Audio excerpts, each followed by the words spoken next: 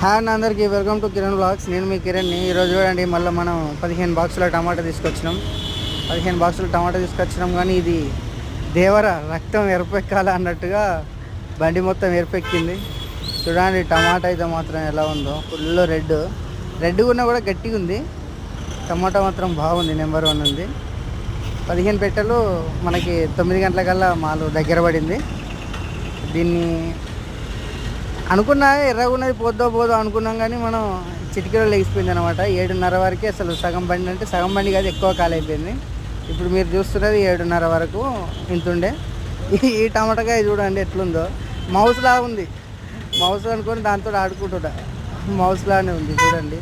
ఇంకా కింద టేల్ లాగా ఉంది చూడండి, దీనికి కింద చూపిస్తా, అది కూడా ఉంది. ఇంకా బాగుంది. టమాటా అయితే లాస్ట్కి వచ్చేసింది, ఇంకా ఎంతో లేదు, మనకు ఒక పెట్టె ఉంది. ఆ పెట్టె కూడా ఖాళీ చేసేసుకొని మనం వెళ్ళిపోవాలి. దీంట్లో లాభం అంటూ అంతగా ఏం లేదు.